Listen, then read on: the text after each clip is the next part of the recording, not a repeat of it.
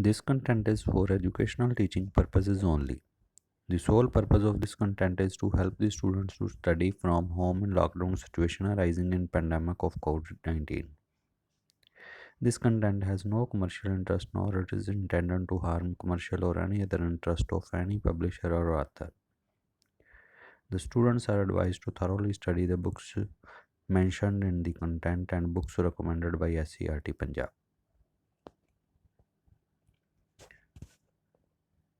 Children's Physical and Emotional Health and Yoga Education 1 Unit 1 Understanding Health and Well-Being.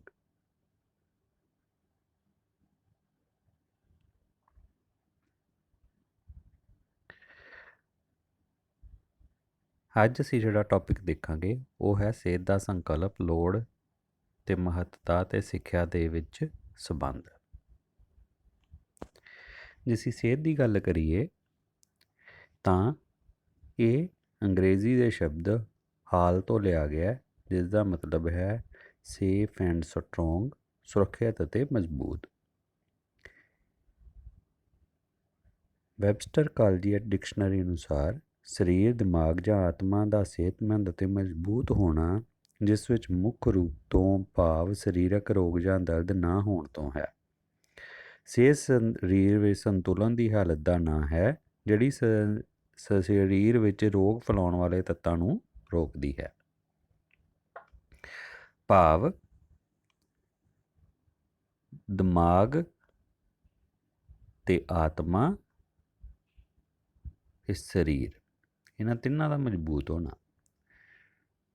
ਸਰੀਰਕ ਤੇ ਮਾਨਸਿਕ ਹਾਲਤ ਦੋਵੇਂ ਚੰਗੀਆਂ ਹੋਣੀਆਂ ਚੰਗੀ ਸਿਹਤ ਹੈ। ਜੇ ਅਸੀਂ ਸਿਹਤ ਦੀ ਪਰਿਭਾਸ਼ਾ ਦੀ ਗੱਲ ਕਰੀਏ ਤਾਂ ਵਰਲਡ ਹੈਲਥ ਆਰਗੇਨਾਈਜੇਸ਼ਨ, ਜਿਸ ਦਾ ਜ਼ਿਕਰ ਹੁਣ ਅਸੀਂ ਰੋਜ਼ TV ਉੱਤੇ ਕਰੋਨਾ ਮਹਾਂਮਾਰੀ ਦੇ ਸੰਕਟ ਦੇ ਵਿੱਚ ਦੇਖਦੇ ਹਾਂ। ਵਰਲਡ ਹੈਲਥ ਆਰਗੇਨਾਈਜੇਸ਼ਨ ਸੰਸਾਰ ਸਿਹਤ ਸੰਗਠਨ ਨੇ ਇਸ ਦੀ ਪਰਿਭਾਸ਼ਾ ਇਸ ਤਰ੍ਹਾਂ ਦਿੱਤੀ ਹੈ: ਸਿਹਤਮੰਦ ਰਹਿਣਾ ਸਿਰਫ ਸਰੀਰ ਵਿੱਚ ਕਿਸੇ ਰੋਗ ਦਾ ਨਾ ਹੋਣਾ ਹੀ ਨਹੀਂ ਹੈ, ਸਗੋਂ ਸਰੀਰਕ, ਮਾਨਸਿਕ ਅਤੇ ਸਮਾਜਿਕ ਤੌਰ ਉੱਤੇ ਵੀ ਸਿਹਤਮੰਦ ਹੋਣਾ ਹੈ।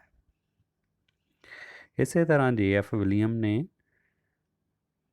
ਸਿਹਤ ਦੀ ਪਰਿਭਾਸ਼ਾ ਦਿੱਤੀ ਹੈ: ਸਿਹਤ ਜ਼ਿੰਦਗੀ ਦੀ ਗੁਣਾਤਮਕਤਾ ਹੈ ਜਿਹੜੀ ਇੱਕ ਵਿਅਕਤੀ ਦੇ ਰਾਹੀਂ ਪੂਰਨ ਰੂਪ ਵਿੱਚ ਜ਼ਿੰਦਗੀ ਜਿਉਣ ਤੇ ਆਪਣੇ ਸਰੀਰ ਤੋਂ ਸਹੀ ਢੰਗ ਨਾਲ ਕਾਰਜ ਲੈਣ ਦਾ ਨਾਂ ਹੈ।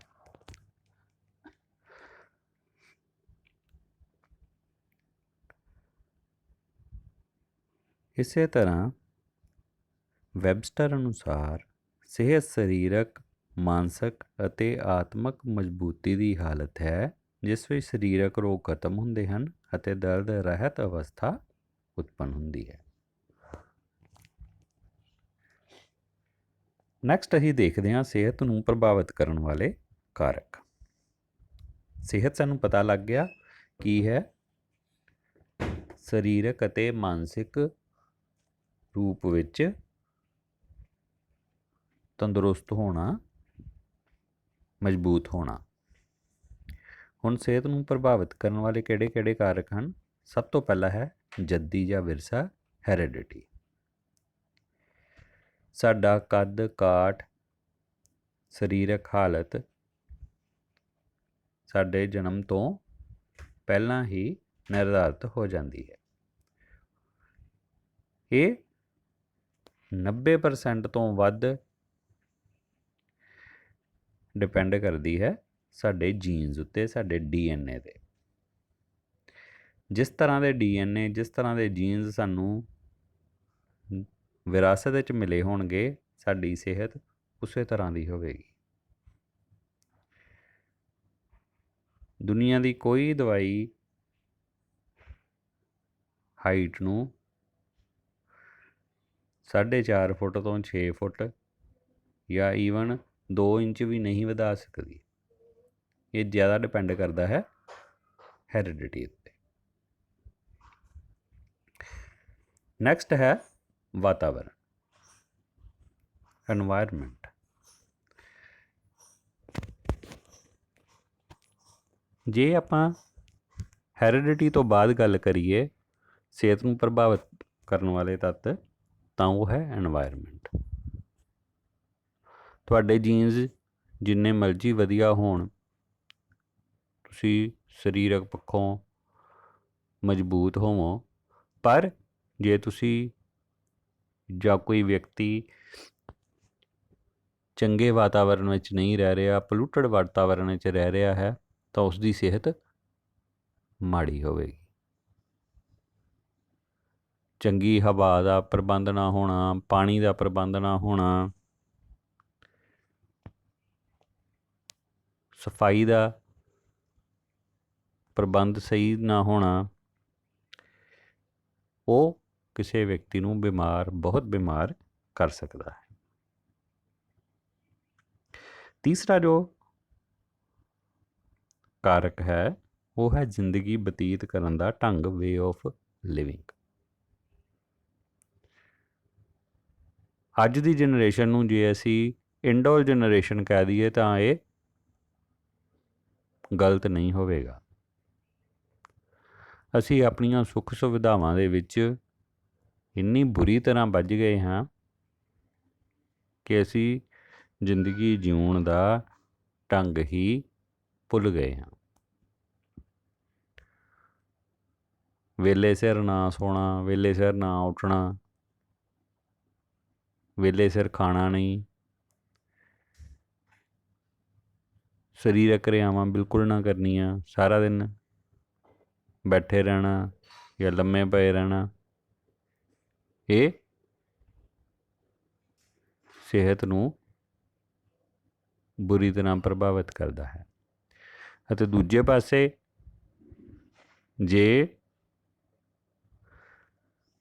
ਅਸੀਂ ਆਪਣੇ ਆਪ ਨੂੰ ਸਰੀਰਕ ਤੌਰ 'ਤੇ ਪੂਰੀ ਤਰ੍ਹਾਂ ਐਕਟਿਵ ਰੱਖਦੇ ਹਾਂ, ਆਪਣੀ ਜ਼ਿੰਦਗੀ ਬਤੀਤ ਕਰਨ ਦਾ ਢੰਗ ਸਹੀ ਰੱਖਦੇ ਹਾਂ, ਖਾਣਾ ਸਹੀ ਤਰ੍ਹਾਂ ਦਾ ਖਾਂਦੇ ਹਾਂ, ਜੰਕ ਫੂਡ ਨਹੀਂ ਖਾਂਦੇ, ਹੈਲਦੀ ਡਾਇਟ ਲੈਂਦੇ ਹਾਂ, ਤਾਂ ਸਾਡੀ ਸਿਹਤ ਚੰਗੀ ਹੋਵੇਗੀ।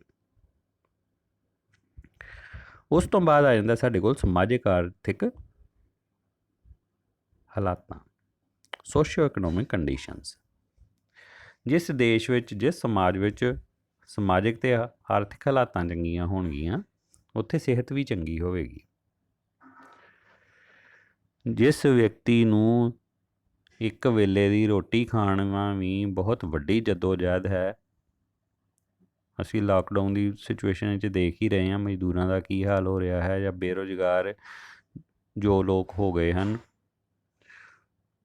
ਉਹ ਕਿਸ ਤਰ੍ਹਾਂ ਜੀ ਰਹੇ ਹਨ। ਚੰਗੀ ਸਿਹਤ ਲਈ ਉਹ ਚੰਗਾ ਖਾਣਾ ਜਾਂ ਚੰਗਾ ਵਾਤਾਵਰਣ ਕਿੱਥੋਂ ਲੈ ਕੇ ਆਉਣਗੇ ਜਿਸ ਦੀ ਆਰਥਿਕ ਹਾਲਤ ਕਮਜ਼ੋਰ ਹੋਵੇ। ਇਸੇ ਤਰ੍ਹਾਂ ਹੀ ਸਮਾਜਿਕ ਹਾਲਾਤ ਜੇ ਠੀਕ ਨਹੀਂ, ਸਮਾਜ ਵਿੱਚ, ਸੁਸਾਇਟੀ ਦੇ ਵਿੱਚ ਸਿਹਤ ਸੁਵਿਧਾਵਾਂ ਚੰਗੀਆਂ ਨਹੀਂ, ਹਸਪਤਾਲ ਚੰਗੇ ਨਹੀਂ ਹਨ, ਤਾਂ ਸਿਹਤ ਮਾੜੀ ਹੋਵੇਗੀ। ਪਰ ਜੇ ਸਮਾਜਿਕ ਅਤੇ ਆਰਥਿਕ ਹਾਲਾਤਾਂ ਚੰਗੀਆਂ ਹਨ ਤਾਂ ਵਿਅਕਤੀ ਇਹਨਾਂ ਸੁਵਿਧਾਵਾਂ ਨੂੰ ਲੈ ਕੇ ਸਿਹਤਮੰਦ ਰਹਿ ਸਕਦਾ ਹੈ। ਉਸ ਤੋਂ ਬਾਅਦ ਆ ਗਿਆ ਸਿਹਤ ਸੇਵਾਵਾਂ, ਜਿਹਦੀ ਆਪਾਂ ਗੱਲ ਕਰ ਹੀ ਲਈ ਹੈ। ਜੇ ਸਿਹਤ ਸੇਵਾਵਾਂ ਚੰਗੀਆਂ ਹਨ ਤਾਂ ਸਿਹਤ ਵੀ ਚੰਗੀ ਹੋਵੇਗੀ। ਸਿਹਤ ਸੇਵਾਵਾਂ ਤੋਂ ਭਾਵ ਹੈ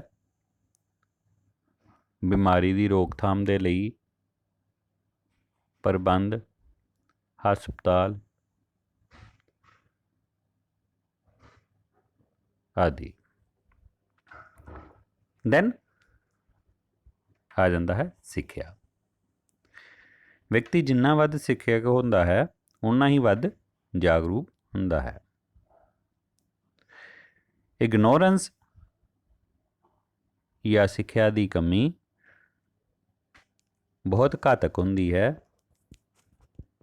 ਕਈ ਵਾਰੀ ਜਾਣਕਾਰੀ ਦੇ ਅਭਾਵ ਨਾਲ ਅਸੀਂ ਚੰਗਾ ਖਾਣਾ ਨਹੀਂ ਖਾ ਰਹੇ ਹੁੰਦੇ ਜਾਂ ਆਪਣਾ ਜ਼ਿੰਦਗੀ ਬਤੀਤ ਕਰਨ ਦਾ ਢੰਗ ਸਹੀ ਤਰ੍ਹਾਂ नहीं जी रहे हुंदे। सिक्ख्या भी सेहत नूं प्रभावित करदी है। दैन असीं देखदे हां, हुण असीं ਪਹਿਲਾਂ ਦੇਖਿਆ ਸਿਹਤ ਕੀ ਹੈ, ਹੁਣ ਅਸੀਂ ਦੇਖਦੇ ਹਾਂ ਸਿਹਤ ਸਿੱਖਿਆ ਕੀ ਹੈ। ਜੌਨ ਮਿਸ਼ਾਲ ਦੇ ਸ਼ਬਦਾਂ ਵਿੱਚ ਸਿਹਤ ਸਿੱਖਿਆ ਇੱਕ ਪ੍ਰਕਿਰਿਆ ਹੈ ਜਿਸ ਦੇ ਰਾਹੀਂ ਵਿਅਕਤੀ ਅਤੇ ਸਮੂਹ ਸਿਹਤ ਨੂੰ ਵਧਾਉਣ, ਕਾਇਮ ਰੱਖਣ ਅਤੇ ਸਿਹਤ ਨੂੰ ਦੁਬਾਰਾ ਪ੍ਰਾਪਤ ਕਰਨਾ ਸਿੱਖਦੇ ਹਨ। Health education is the process by which individuals and group of people learn to behave in a manner conducive to promotion, maintenance or restoration of health। ਅਸੀਂ ਸਕੂਲਾਂ ਦੇ ਵਿੱਚ, ਹੁਣ ਤੁਸੀਂ ਵੀ ਇੰਟਰਨਸ਼ਿਪ ਲਗਾ ਕੇ ਆਏ ਹੋ, ਬੱਚਿਆਂ ਨੂੰ ਸਿੱਖਿਆ, ਸਿਹਤ ਸਿੱਖਿਆ ਦਿੱਤੀ, ਜਿਸ ਦੇ ਵਿੱਚ ਆਲੇ ਦੁਆਲੇ ਦੀ ਸਫਾਈ, ਸਰੀਰਕ ਸਫਾਈ, ਨਿੱਜੀ ਸਫਾਈ ਰੱਖਣ ਬਾਰੇ ਅਸੀਂ ਉਹਨਾਂ ਨੂੰ ਕਿਹਾ, ਯੋਗਾ ਕਰਨ ਬਾਰੇ ਕਿਹਾ, ਹੋਰ ਵੀ ਤੁਸੀਂ ਬਹੁਤ ਸਾਰੀਆਂ ਉਹਨਾਂ ਨੂੰ ਕਿਰਿਆਵਾਂ ਕਰਵਾਈਆਂ। ਇਹਦਾ ਸਾਰੇ ਦਾ ਮਕਸਦ ਕੀ ਹੈ? ਸਿਹਤ ਨੂੰ ਵਧਾਉਣ, ਕਾਇਮ ਰੱਖਣ ਅਤੇ ਸਿਹਤ ਨੂੰ ਦੁਬਾਰਾ ਪ੍ਰਾਪਤ ਕਰਨ ਵਿੱਚ ਸਹਾਇਤਾ ਕਰਨਾ।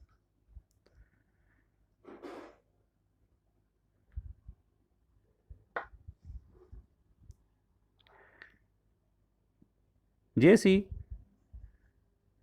ਸਿਹਤ ਦੀਆਂ ਪਰਿਭਾਸ਼ਾਵਾਂ ਨੂੰ ਦੇਖੀਏ, ਸਮਝੀਏ, ਤਾਂ ਅਸੀਂ ਇਸ ਸਿੱਟੇ 'ਤੇ ਪਹੁੰਚਦੇ ਹਾਂ ਕਿ ਸਿਹਤ ਸਿੱਖਿਆ ਇੱਕ ਸਿੱਖਿਅਕ ਪ੍ਰਕਿਰਿਆ ਹੈ। ਇਸ ਵਿੱਚ ਸਿਹਤ ਬਾਰੇ ਬੱਚੇ ਨੂੰ ਜਾਂ ਕਿਸੇ ਵਿਦਿਆਰਥੀ ਨੂੰ ਸਿਖਾਇਆ ਜਾਂਦਾ ਹੈ। ਸਿਹਤ ਸਿੱਖਿਆ ਚੰਗੀ ਸਿਹਤ ਦੇ ਲਈ ਸਿੱਖਣ ਅਤੇ ਵਿਵਹਾਰ ਵਿੱਚ ਬਦਲਾਅ ਲਿਆਉਣ ਦੀ ਪ੍ਰਕਿਰਿਆ ਹੈ। ਸਿਹਤ ਸਿੱਖਿਆ ਲੋਕਾਂ ਨੂੰ ਸਿਹਤਮੰਦ ਜ਼ਿੰਦਗੀ ਬਤੀਤ ਕਰਨ ਲਈ ਪ੍ਰੇਰਿਤ ਕਰਨ ਦੀ ਸਿੱਖਿਆ ਹੈ। ਸਿਹਤ ਸਿੱਖਿਆ ਚੰਗੀ ਸਿਹਤ ਅਤੇ ਇੱਛੁਕ ਵਿਵਹਾਰ ਦੇ ਬਾਰੇ ਜਾਣਕਾਰੀ ਵਧਾਉਣ ਦੀ ਪ੍ਰਕਿਰਿਆ ਹੈ। ਹੁਣ ਜੇ ਅਸੀਂ ਇਹਦੇ ਲਾਭ ਅਤੇ ਟੀਚੇ ਅਤੇ ਉਦੇਸ਼ ਦੇਖੀਏ ਤਾਂ ਕਿਹੜੇ ਕਿਹੜੇ ਟੀਚੇ ਅਤੇ ਉਦੇਸ਼ ਹਨ ਸਿਹਤ ਸਿੱਖਿਆ ਦੇ? ਬਿਮਾਰੀਆਂ ਤੋਂ ਰੋਕਥਾਮ, ਬਿਮਾਰੀਆਂ ਨਾ ਫੈਲਣ, ਪੋਲੀਓ ਨੂੰ ਭਾਰਤ ਵਿੱਚੋਂ ਰੋਕ ਲਿਆ ਗਿਆ ਹੈ। ਉਸ ਸਾਰੇ ਦੇ ਲਈ ਲੋਕਾਂ ਨੂੰ ਜਾਗਰੂਕ ਕੀਤਾ ਗਿਆ, ਫਿਰ ਉਹਨਾਂ ਨੂੰ ਸੁਵਿਧਾਵਾਂ ਪ੍ਰੋਵਾਈਡ ਕਰਾਈਆਂ ਗਈਆਂ। ਬਿਮਾਰੀਆਂ ਦੀ ਰੋਕਥਾਮ ਲਈ ਸਿਹਤ ਸਿੱਖਿਆ ਜ਼ਰੂਰੀ ਹੈ। ਸਿਹਤਮੰਦ ਜ਼ਿੰਦਗੀ ਦੇ ਢੰਗਾਂ ਦਾ ਵਿਕਾਸ ਇਸ ਦਾ ਉਦੇਸ਼ ਹੈ ਸਿਹਤ ਸਿੱਖਿਆ ਦਾ। ਸਮਾਜਿਕ ਅਤੇ ਸਿਹਤ ਵਾਤਾਵਰਨ ਦਾ ਵਿਕਾਸ, ਐਨਵਾਇਰਮੈਂਟ ਇਹੋ ਜਿਹਾ ਬਣਾਇਆ ਜਾਵੇ, ਵਾਤਾਵਰਨ ਇਹੋ ਜਿਹਾ ਬਣਾਇਆ ਜਾਵੇ ਜਿਹਦੇ ਵਿੱਚ ਸਮਾਜਿਕ ਅਤੇ ਸਿਹਤ ਵਾਤਾਵਰਨ ਚੰਗਾ ਹੋ ਸਕੇ। ਸਮੁਦਾਇ ਦਾ ਆਤਮ ਵਿਸ਼ਵਾਸ ਵਧਾਉਣਾ, ਸੁਸਾਇਟੀ ਦਾ ਆਤਮ ਵਿਸ਼ਵਾਸ ਸਿਹਤ ਸਿੱਖਿਆ ਦੇ ਨਾਲ ਵੱਧਦਾ ਹੈ। ਜਦੋਂ ਅਸੀਂ ਉਹਨਾਂ ਨੂੰ ਜਾਣਕਾਰੀ ਦਿੰਦੇ ਹਾਂ ਕਿ ਤੁਸੀਂ ਚੰਗੀ ਡਾਇਟ ਲੈ ਕੇ, ਹੈਲਦੀ ਡਾਇਟ ਲੈ ਕੇ, ਜੰਕ ਫੂਡ ਨਾ ਖਾ ਕੇ, ਯੋਗਾ ਕਰਕੇ ਅਤੇ ਆਪਣੇ ਆਪ ਨੂੰ ਸਰੀਰਕ ਤੌਰ 'ਤੇ ਵਿਅਸਤ ਰੱਖ ਕੇ, ਕਿਰਿਆਸ਼ੀਲ ਰੱਖ ਕੇ ਚੰਗੀ ਸਿਹਤ ਪ੍ਰਾਪਤ ਕਰ ਸਕਦੇ ਹੋ, ਤਾਂ ਸੁਸਾਇਟੀ ਦੇ ਵਿੱਚ, ਸਮੁਦਾਇ ਦੇ ਵਿੱਚ ਆਤਮ ਵਿਸ਼ਵਾਸ ਵੱਧਦਾ ਹੈ। ਅਤੇ ਹੋਰ ਇਸ ਦਾ ਉਦੇਸ਼ ਹੈ ਲੋਕਾਂ ਦੀ ਸਿਹਤ ਨੂੰ ਚੰਗਾ ਕਰਨਾ।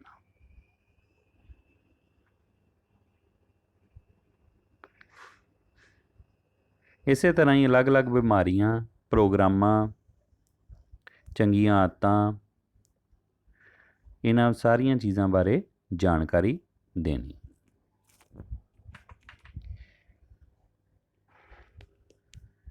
ਸਿਹਤ ਸਿੱਖਿਆ ਜੇ ਅਸੀਂ ਸਿਧਾਂਤਾਂ ਦੀ ਗੱਲ ਕਰੀਏ ਤਾਂ ਪਹਿਲਾ ਹੈ ਪ੍ਰਿੰਸੀਪਲ ਆਫ ਕ੍ਰੈਡੀਬਿਲਿਟੀ, ਵਿਸ਼ਵਾਸ ਦਾ ਸਿਧਾਂਤ।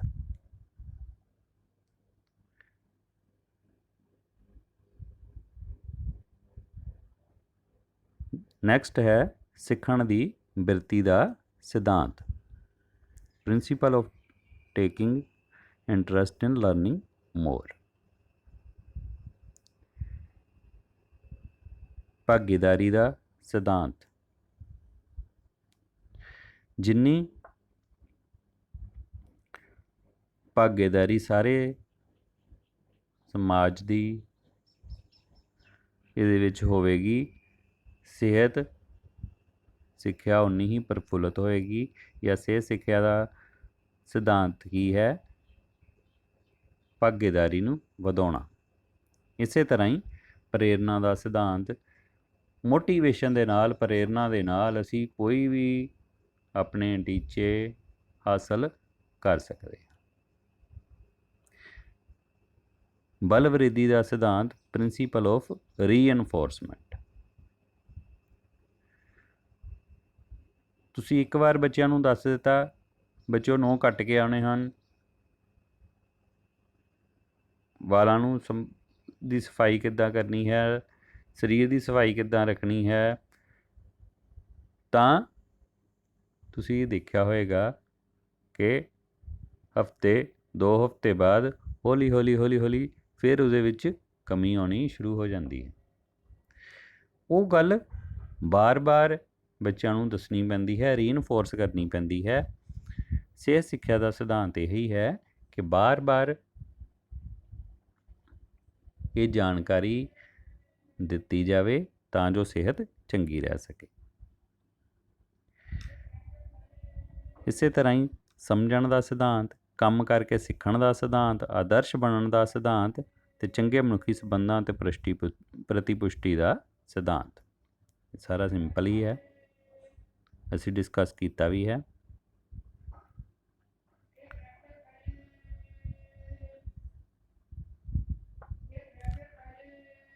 नैक्सट है सेहत सिक्ख्या अध्यापक सेहत सिक्ख्या सुनेह दे अंग होण।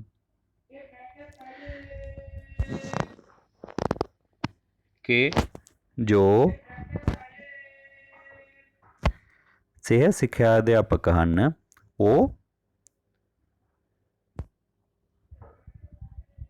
आप इस सुनेहे दे अंग होण, आप वो सुनेहा पहुँचाण। ये ना होवे कि अपनी सेहत अध्यापक की चंगी ना होवे अते वो दूसरिਆਂ ਨੂੰ कह रहा होवे कि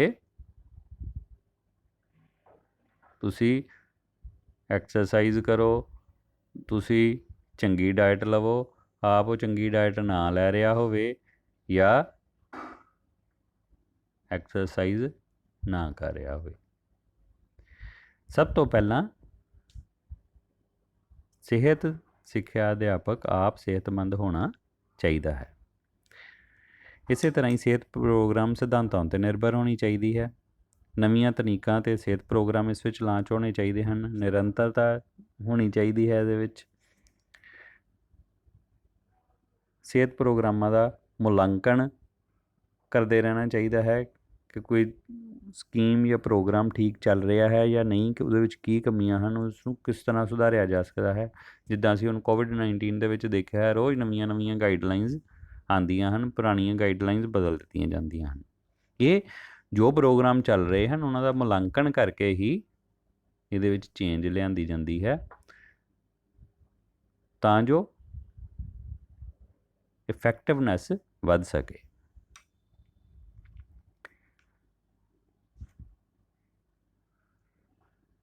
जे असीं need and importance of health education की गल करिए तो ये सेहत विज्ञान के बारे सिक्ख्या प्रदान करता है। सेहत आदतों का विकास करना, छूत की बीमारियों का रोकथाम। हुण जे असीं करोना की भी गल करिए तो इसका इलाज तो है नहीं, प्रिवेंशन असी कर सकते हैं। उहदे लई लोकां नूं जागरूक किया जा रहा है कि बार बार हत्थ धोने हैं, सोशल डिस्टेंसिंग मेनटेन करके रखनी है अते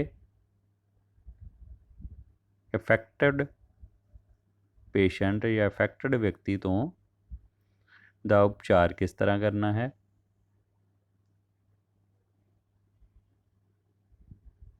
ਤੇ ਕਿਸ ਤਰ੍ਹਾਂ ਸਾਰੀਆਂ ਸਿਹਤ ਸੁਵਿਧਾਵਾਂ ਬਣਾ ਕੇ ਰੱਖਣੀਆਂ ਹਨ। ਦੈਨ ਹੈ ਇਸ ਦੀ ਲੋੜ ਸਾਨੂੰ ਕਿਉਂ ਹੈ? ਸਿਹਤ ਸੰਕਟ ਉੱਤੇ control. It helps in controlling several health hazards. ਹੁਣ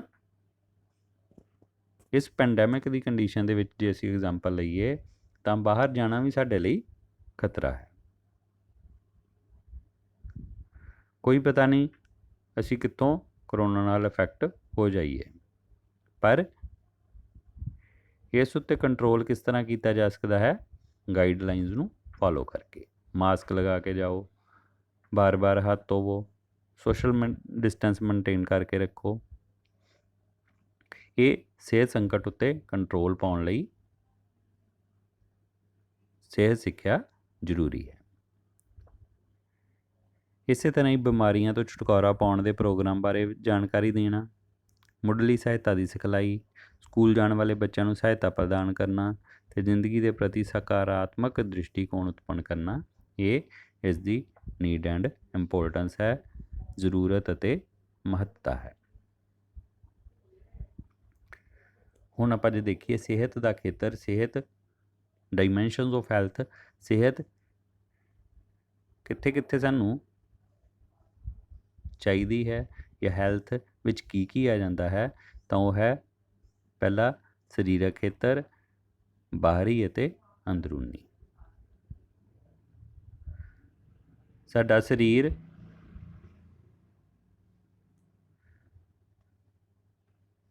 ਬਾਹਰੋਂ ਸਾਫ ਸੁਥਰਾ, ਮਜ਼ਬੂਤ ਅਤੇ ਚੰਗਾ ਹੋਣ ਦੇ ਨਾਲ ਨਾਲ ਅੰਦਰੂਨੀ ਤੌਰ 'ਤੇ ਵੀ ਸਿਹਤਮੰਦ ਹੋਣਾ ਚਾਹੀਦਾ ਹੈ। ਇਸੇ ਤਰ੍ਹਾਂ ਹੀ ਮਾਨਸਿਕ ਖੇਤਰ, ਮੈਂਟਲ ਡਾਈਮੈਂਸ਼ਨ ਆ ਜਾਂਦੀ ਹੈ। ਇਹਦੇ ਵਿੱਚ ਅਸੀਂ ਮਾਨਸਿਕ ਤੌਰ 'ਤੇ ਵੀ ਸਵਸਥ ਹੋਣੇ ਚਾਹੀਦੇ ਹਾਂ, ਸਿਹਤਮੰਦ ਹੋਣੇ ਚਾਹੀਦੇ ਹਾਂ। ਸਮਾਜਿਕ ਖੇਤਰ, ਪੂਰੇ ਸਮਾਜ ਦੀ ਹੈਲਥ ਕੰਡੀਸ਼ਨਸ ਕਿਸ ਤਰ੍ਹਾਂ ਦੀ ਹੈ। ਇਮੋਸ਼ਨਲ ਡਾਈਮੈਂਸ਼ਨ, ਭਾਵਨਾਤਮਕ ਤੌਰ 'ਤੇ ਅਸੀਂ ਕਿੰਨੇ ਮਜ਼ਬੂਤ ਹਾਂ ਜਾਂ ਭਾਵਨਾਤਮਕ ਤੌਰ 'ਤੇ ਕੋਈ ਕਿੰਨਾ ਸਟੇਬਲ ਹੈ, ਇਹ ਵੀ ਸਿਹਤ ਦੇ ਪ੍ਰਵਿਊ 'ਚ ਹੀ ਆ ਜਾਂਦਾ ਹੈ। ਇਸੇ ਤਰ੍ਹਾਂ ਹੀ ਵੋਕੇਸ਼ਨਲ, ਸਿੱਖਿਆ, ਨਿਊਟ੍ਰੀਸ਼ਨ, ਐਨਵਾਇਰਮੈਂਟਲ ਅਤੇ ਕਿਊਰੇਟਿਵ ਐਂਡ ਪ੍ਰੀਵੈਂਟਿਵ ਡਾਈਮੈਂਸ਼ਨ, ਇਹ ਸਿਹਤ ਦਾ ਖੇਤਰ ਹੈ, ਅਸੀਂ ਪਹਿਲਾਂ ਡਿਸਕਸ ਕੀਤਾ ਹੈ। ਹੁਣ ਜੇ ਅਸੀਂ ਕਰੀਏ ਸਕੋਪ ਆਫ ਹੈਲਥ ਐਜੂਕੇਸ਼ਨ, ਪਹਿਲਾਂ ਅਸੀਂ ਸਕੋਪ ਕਿਹਦਾ ਦੇਖਿਆ? ਸਿਹਤ ਦਾ। ਹੁਣ ਜੇ ਅਸੀਂ ਸਿਹਤ ਸਿੱਖਿਆ ਦਾ ਖੇਤਰ ਦੇਖੀਏ ਤਾਂ ਇਹਦੇ ਵਿੱਚ ਆ ਜਾਂਦਾ ਹੈ ਸਿਹਤਮੰਦ ਜੀਵਨ, ਸਿਹਤ ਸੇਵਾਵਾਂ ਅਤੇ ਸਿਹਤ ਨਿਰਦੇਸ਼, ਹੈਲਥਫੁਲ ਲਿਵਿੰਗ, ਹੈਲਥ ਸਰਵਿਸਿਜ਼ ਅਤੇ ਹੈਲਥ ਇੰਸਟਰਕਸ਼ਨਸ, ਇਹ ਅਸੀਂ ਡਿਸਕਸ ਕੀਤਾ ਹੈ।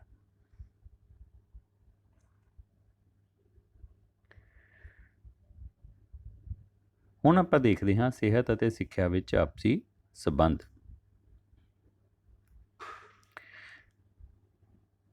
ਸਿੱਖਿਆ ਸ਼ਬਦ ਲਾਤੀਨੀ ਭਾਸ਼ਾ ਦੇ ਸ਼ਬਦ ਐਡੂਕੋ ਤੋਂ ਲਿਆ ਗਿਆ ਹੈ, ਜਿਹੜਾ ਅੱਗੇ ਦੋ ਸ਼ਬਦਾਂ ਈ ਅਤੇ ਡਿਊਕੋ ਉੱਤੇ ਆਧਾਰਿਤ ਹੈ।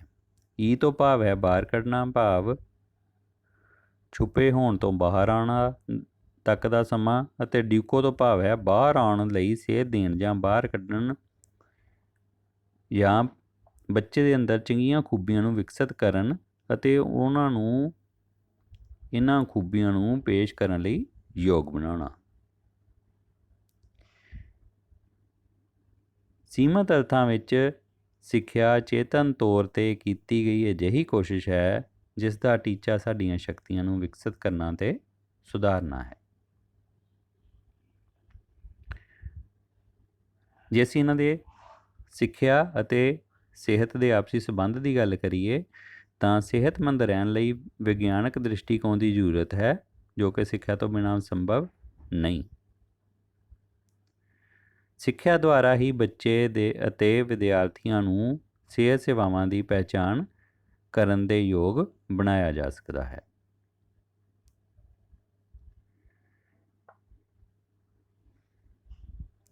ਬੱਚਿਆਂ ਦਾ ਸਰਬ ਪੱਖੀ ਵਿਕਾਸ ਤੇ ਸਿਹਤਮੰਦ ਜੀਵਨ